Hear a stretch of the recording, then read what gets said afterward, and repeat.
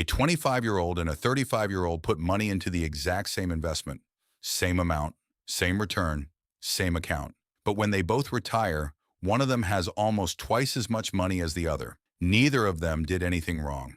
One of them just waited 10 years, and that single decade quietly became the most expensive mistake of their financial life. Here's the part that surprises most people. It wasn't the amount they invested that made the difference. It was time. Money that sits inside an investment doesn't just grow. It grows on top of its own growth, year after year, in a loop that gets faster the longer it runs. Your first dollar earns a return, then that return earns its own return, then that earns another one. 10 extra years isn't 10 extra years of saving.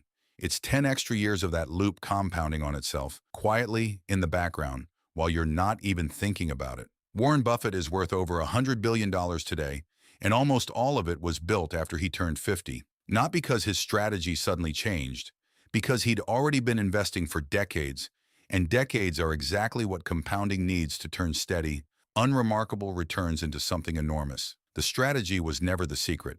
The years were.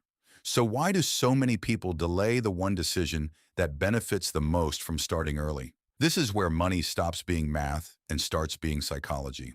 Behavioral economist Richard Thaler, along with researcher Shlomo Benartzi, studied why people who fully intend to save for the future keep putting it off anyway. Their answer wasn't laziness, it was something called present bias. Your brain values a dollar today far more than a dollar next year, even when the future dollar is worth more. Waiting doesn't feel like losing anything. It feels like nothing at all. And that's exactly what makes it dangerous. Building on that human tendency, Nobel laureate Daniel Kahneman's research on loss aversion reveals another layer. People feel the pain of losing money about twice as intensely as they feel the pleasure of gaining it. So putting money into an investment today, where the outcome is uncertain, feels riskier than doing nothing. Doing nothing feels safe, but doing nothing has a cost too. It's just invisible, spread out over years you haven't lived yet. To solve this, Thaler and Benartzi eventually designed a program called Save More Tomorrow, built entirely around the way our minds actually work. Instead of asking people to save more starting now, it asked them to commit to saving more starting later, tied to their next raise. Participation rates soared.